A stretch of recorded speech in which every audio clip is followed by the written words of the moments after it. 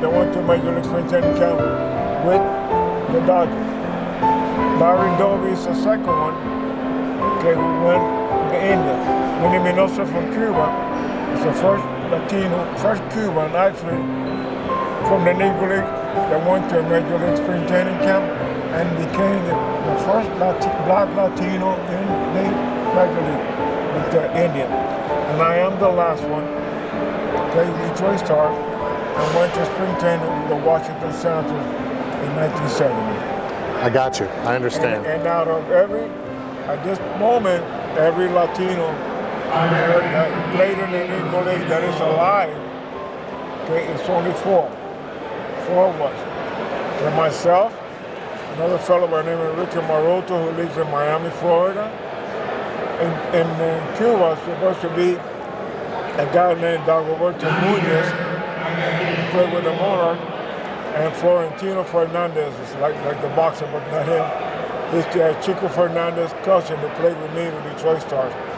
Because Roberto Barbon, who was the first Latino, the first Cuban that went to play in Japan in the 50s, and remained there, he passed in March. So were you born in Cuba? I was born and raised in Cuba. Okay, and what was that like growing up? Well, it's a lot of fun. At that time, we were only into baseball and boxing.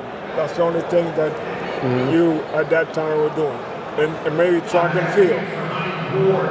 Later on in the years, I know nowadays you play soccer, play basketball. The black kids didn't play basketball. You play baseball. I have a tremendous respect from where you've come from to where you've been, because as a person of color myself, I'm half white and half black. I've been on both sides of the coin, right. Not white enough or not black enough, and it's a weird in between when you're like that, because you're not enough of one and not enough of the other. But it doesn't even pale into comparison the struggles that you've had to go through to get where you got to, because it's a tremendous honor, and it took a lot more guts, I would say, self-control during the time. So what was it like playing in the Negro leagues and being an immigrant and then finally making it to the training camp in that time in America? We had, as young guys in Cuba, we used to know the Negro League wasn't called. We didn't call it that. Called the Liga de Color. Okay. We used the word Negro. That's right, yeah. Okay, but we knew once that Jackie Robinson broke the barrier, all of us who had aspiration to become a major leaguer or go more into what we used to call organized baseball, the minor league was, okay? And then you have a chance because Jackie broke the barrier, okay? And then later on, came Larry Doby, then Vinny Minoso, so that opened the whole thing for all of us, kids of color. Color or black. Okay? Yep. So then in my neighborhood, in the city, I have a neighborhood called Loughton, where I grew up. There was a lot of players. There were the Crespo brothers who had played in the Negro League. Another guy carrying, but the most famous of them was a fellow by the name of Rafael Almeida. Rafael Almeida and Armando Marsans were the first Cuban in Cincinnati Reds in 1911. Wow. And he lived in my neighborhood. And then I remember when he came talking to my father and said, I told you that the colored boys wouldn't make it. That's when Jackie made it. That was the inspiration. And then, you knew at that time, and those years when minor league was all the way down to Class B. Wow, I don't even know. I don't even remember that because I'm only 47. So. Yeah, okay. So we had to. We knew that if you played, but my experience in the Negro League was something very experience with capital letters, because even though I knew the language already. And my dad said, learn English, because one day it's going to come, become useful. Which it did. All right. It didn't also help my first year that Oscar Charleston was my manager. He had played baseball in Cuba. He knew a little bit of Spanish, but he didn't need it for me. But it was more impacting. I never knew what the N word meant. Okay, and that's what I was told what it meant, how insulting that could be. And then you try to wash it off. Then I used I followed the advice of my dad. I said, hear, but don't listen. So don't let it get you. But you had to, because it was very insulting. So I would have said the way I dealt with it, my revenge, was to, when they say something N-word, I said, yo no hablo inglés. Yo no sé qué tú dices. And sometimes I even cussed the guy. But I tried to pay more attention to the game, but I imagine I did, then I was lucky that after, and Minnie Minoso, who I have met back home, because he had married a friend of mine, aunt, and then I picked batting practice in the team that we were playing for, the Mariana Tigers. So I talked to him, I can't get out of the Negro League, nobody signed me. So he took me, said, you need to, socio, that was his word, socio, mean partner. You need to go see Joe Cambria. Joe Cambria was a Washington Senator scout from those years that was signing players to the Senators. And then I did, and then he said, we talked, and then not until May 59, that's when we got signed me.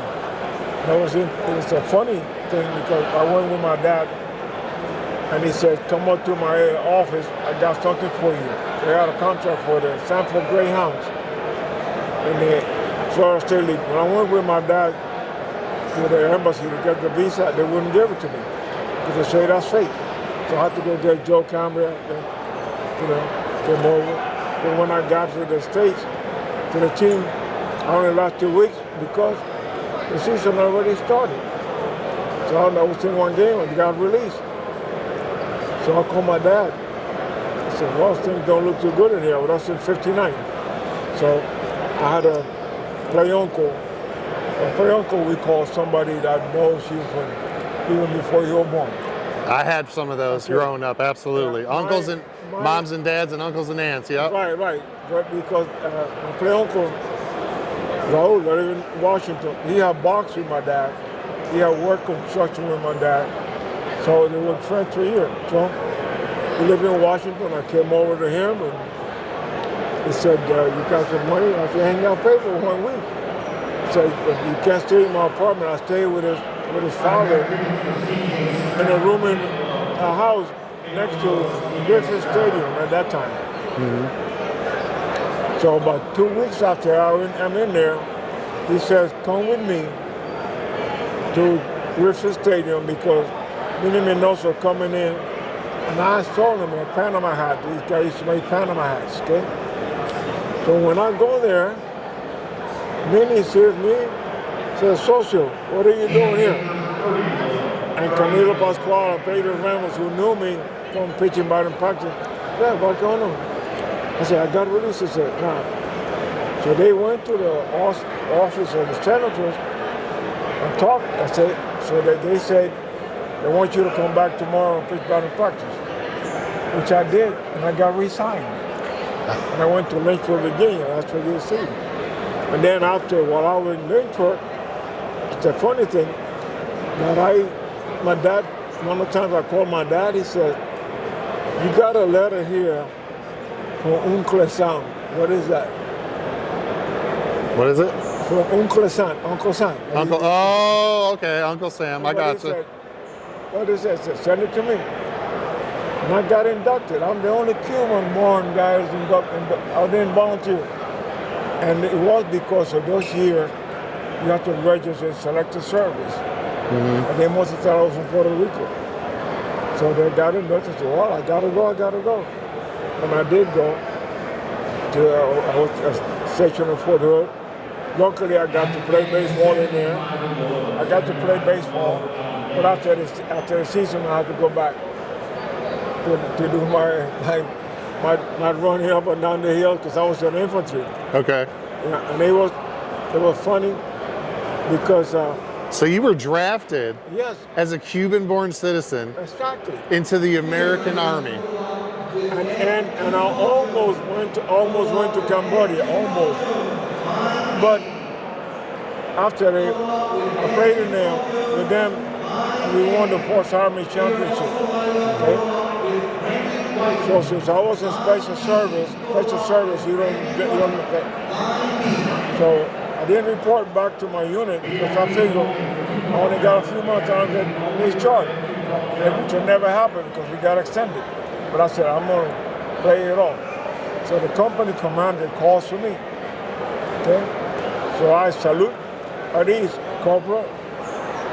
What happened that you have not returned? Baseball season is over. You come back to your unit. So I said, sir, I'm a professional baseball player. So where did you play before you came in the Army? I said, I was in the rookie league in Lynchburg, Virginia. He got from behind that desk and got on me what he called white on rice. He said, Corporal, when the Korean War started, Ted Williams had to serve. Anything else? Off I hung the bag of baggage on Monday. So I came back, going up and down, and luckily, I didn't get sent. But that's part of the important thing. But the important thing is that I'm so proud to be part of the legacy. Absolutely. The Negro League, right now, the few of us that are alive, and I just spread the word, let people know, how important it was, how meaningful it was, and how, when I look back, when you have to travel, you play here in Virginia today, tomorrow you'll be in Miami, the next day you'll be in Chicago, the next day you'll be in Wyoming, okay, under $100 a month. Couldn't go places, took all the insults for the people, but that's what you want. That's what I wanted to do. I wanted to play. You stuck with your dream and you wanted to play professional baseball. Right. Professional baseball player, other than the promise I made to my mom before she passed. But that's the way that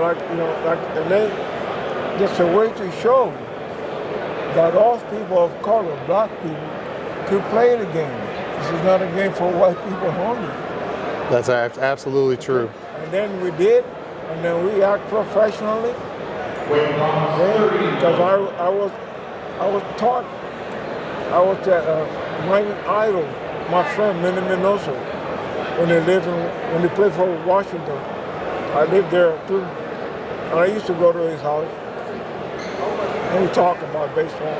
He said, socio, one of the most important things to remember is the town that you play for, the people that you represent, the fans, also, but wherever you come from that you represent. Okay? You can't just do all the crazy things. And be proud of what you are and respect the game.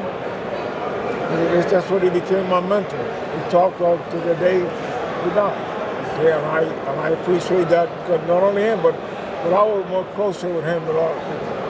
And what I do now is just tell the people, it wasn't easy to play in the Negro League. But I follow the thing my dad used to say, you are what you want to be, not what you can be. I want to be. And it's not easy. It's easy now because you got a lot of money. But I take it because it was an education. I learned a lot. I travel a lot. Like I showed you, I travel all over the place. I still meet a lot of people and I talk to them. And then the impacting thing to start, when I see women playing with us in the Negro League. There were three that were in the league when I came in. And one was named Tony Stone. She used to play with the Clowns and then with Cassie. She was the best. infielder, and in baseball language, she could pick dirt. That's how good she was. Amy Johnson, so I played with her in Indianapolis Star, Connie Morgan. And then also later, I learned that there were women that owned teams in England. Wow, I never knew that. Right, there's Olivia Taylor, it's a lady named Anne Green who owned she became an owner when her husband that owned the Baltimore Elijah John passed. Another lady from Philadelphia. Her father owns the Philadelphia Star. She also was the father died in 50-something. And the lady who owned my team, Detroit Star, Minnie Forbes, who's the only one alive, living in Grand Rapids. She's 91 years old. Wow. And she was the owner. I didn't know it when I first met her years ago, so she had been a secretary. But what happened, her uncle wanted to buy the Kansas City Monarchs. He owned the Detroit Star, but then he was told you can't own, by the league president, that you cannot own two teams. So he sold the team to his niece, and she became the owner. Wow. She's the only one. So this is so much impact. There's so much history and impact for people of color that it's an honor for me to interview you first of all and meet you and hear the stories firsthand from somebody who lived it. And it's wonderful that I watched you from afar and see you talk to people. And I just know it was like yesterday when I was introduced to you, you're telling stories about how it used to be, how you came up, the people you know.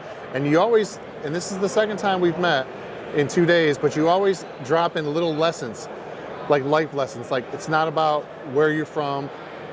You have to remember where you're from and you're playing for those people and your town and the team and respect the game. Because a lot of people will make excuses instead of just owning it like you're doing and you've done. And I have a total, ultimate respect for that and where you've come from. I tell young kids, when I meet them, when I talk, when I go to place and talk, if you want to become a professional athlete, baseball, professional athlete, okay? There's one thing you have to do, and you probably hear it from your parents. But I'm telling you something different. Not go to school, you need to go to college, get an education, just to back up. Yep. That, if you become educated, you become, I would say, a different person. But you got to deal with a lot of people. But then like the responsibility like that you have. Like I said, respect the game, what it means. It is so meaningful when you see a young kid come out to your autograph. And then I lit up. Now some people do take advantage of that, but I can say, no, this is not fair. Okay? You understand what this really means. And I promote that understanding. It doesn't matter whether you're black or white. Yeah, it doesn't anymore. Yeah. You play the game, you can play it. But you become a human being. Absolutely. I'm not better than you because I'm a professional athlete. Because my dad said, when you're gone, your brothers go down to the same place. Okay? 100%. 100%. This is the thing that I love this game and I will love forever. But I give advice to people. I don't mind talking to people, telling them your story. Well, sir, I appreciate the opportunity to interview you, and absolutely love what you're doing and love who you are. And I appreciate what you've done for the sport and for people of color and just for people in general and what you do for the kids today and people you meet. Thank you so much. It's my pleasure.